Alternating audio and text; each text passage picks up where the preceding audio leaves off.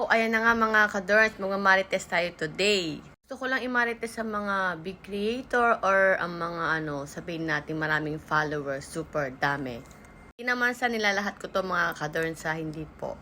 Lang unfair lang talaga sa may mga walang anda, sa mga meron, 'di ba? Unfair yun sa may mga anda talaga. Ano na nga yun mga kadorns? Kasi nga, 'di ba? Tayo mga small creator pa lang, hindi natin ma-achieve yung mga gusto natin magkaroon tayo ng maraming mga followers. Alam nyo kung bakit? Kasi nga, di ba, kailangan mo pa mag-engage na mag-engage. Pero yung may mga anda, bumibili sila ng mga followers. Di ba? Parang napaka-unfair. Kasi nga, may anda, may datong, tayo wala. Di ba? So, yun na nga ang parang labanan dito.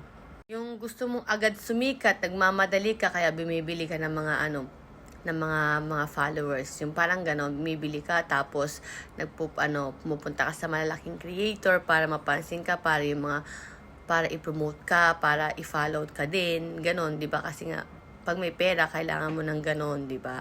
So ang mahirap dito, puro ka nagpapapansin sa mga big creator, hindi na napapansin tayong mga small creator, 'di ba? So nakakasad lang yung yung ganong paraan para sa mga anda, 'di ba?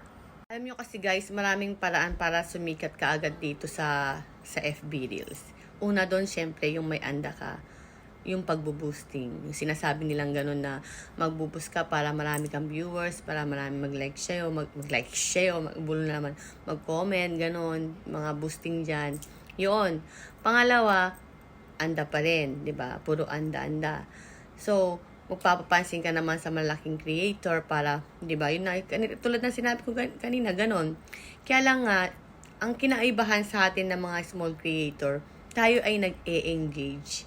Nag-e-engage tayo sa mga kapwa nating reels. Siyempre, nagre-resbakan tayo.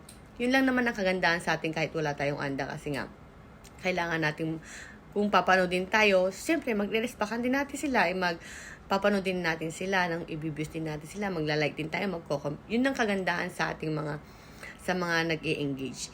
Unless sa mga taong may anda, unless yun. Kasi nga, alam niyo kung bakit. Kasi nga, bumili sila ng followers, nag-boosting sila, puro pera ang inandar, 'di ba? Sisikat nga sila, sabi natin sisikat sila, pero panandalian lang yun mga kadorns. Alam niyo kung bakit? Kasi nga, yung karamihan sa mga gusto agad sumikat mga kadorns, wala silang talagang real content na sinasabi. Kumbaga, nagpasikat lang sila, nagpadami lang sila ng followers, pero, oo, sikat sila that time kasi nga, may anda. Pero, ano yung i-content mo para sumikat ka? Paano ka nagkaroon ng muka? Paano ka naging sikat, 'di ba? Ang pinag-uusapan dito yung sarili mong content, yung originality mo, yung unique person mo na ganito, na hindi ko sinasabing katulad sa akin, yung mga sarili nating unique nating mga originality. Doon tayo kasi nakikilala, kahit na pakonti-konti lang umuusad tayo mga kadorns, isipin niyo yan, hindi natin kailangan na magpa-promote sa mga malalaking big creator, kasi umpisa lang yan, hindi talaga yan nakaka-proud. Yun yung sinasabi, hindi siya nakaka-proud. Ako kasi guys, never akong nagpapansin sa big creator. Kasi alam nyo, may sarili kasi akong style. May sarili akong gawi para makilala ko. Hindi pa sa ngayon, matagal pa yun, napakatagal pa nun. Pero yun ang gusto ko. So, hindi ko ako nagmamadali na makilala ako agad, ganyan, para i-promote ako ng malalaking creator. Hindi ko yan, alam niyo yung pride. May sarili kasi akong, hindi ako sisikat ng dahil sa kanila. Yun ang number one ko. Sisikat ako ng dahil sa sarili kong originality ko, sarili kong content, sarili kong ginagawa. Hindi dahil may malaki kang creator ay sisikat ka. Kasi umpisa lang yan guys. Hindi yan magtatagal. Kasi nga, doon ka sumikat dahil nga nagpa-promote ka. Ano yung ginawa mo? 'Di ba? May sarili ka pang content? May sarili ka bang originality? Wala, 'di ba? So, yun lang guys, kung ako sa inyo, maganda tong ginagawa natin na nag-e-engage tayo kasi suportahan datingan natin ito, suportahan. Yun ang kailangan natin, magsuportahan tayo. Hindi yung magpalakas sa mga big creator. Kasi umpisa lang, ipropromote ka nila, pero hindi. Guys, ayoko magsisi sa bandang huli. Alam nyo kung bakit ko sinabing magsisi sa bandang huli kapag ikaw ay nagpa-promote. Kasi nga, pag hindi ka nagbigay ng nagbigay, hindi ka, hindi ka mapapansin. Kaya, dapat dire-diretso ka magbigay, magpa-promote sa kanila. Kailangan mo maglabas na maglabas. Ano pang ginawa mo dito sa Reels, diba? Kaya ka nandito, para rin kumita. Hindi ikaw ang magbibigay ng anda. So, ayoko nga nun, di ba mga guys? Nagpunta ka dito sa Reels para para kumita, hindi yung ikaw ang magbibigay sa mga malalaking, di ba, sana kung ang ibibigay natin yung tulong sa mga kapwa natin. Kahit pa konti-konti lang, laking tulong na sa atin yon para sa inyo yung mga konti lang na ganun. Pero yung, bakit sa mga big creator tayo yung iba na nagbibigay ng ganong kalalaki, di ba?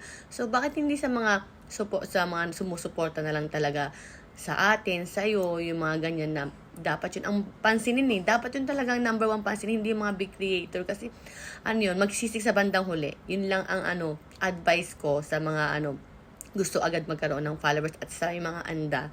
Magsisisi po kayo sa bandang huli. Kasi nga, hindi nyo inandar nyo ito, kayo ang nawalan. Babalik pa sa inyo. Babalik siyempre, umpisa ganun, babalik ng pero hindi yung dire-diretso. Hindi yung habang buhay na. Pag hindi ka naglalabas ng ganito, paano na, di ba? Asan ka na, di ba?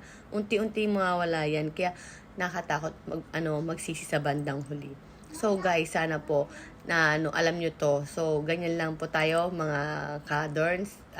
Pare-pare same lang po tayo, mga small creator pa. So, gawin po natin lahat na makakaya natin, yung sarili nating original, na gumawa po tayo ng content. Kahit na ganito salita lang, basta makita lang ang mukha natin, guys, number 1 na yan. Number 1 na yan, makita ang pagmumukha natin kahit na katulad ko na nung nget pa. Ay, okay na yon kasi pakapalan nga to ng mukha, diba?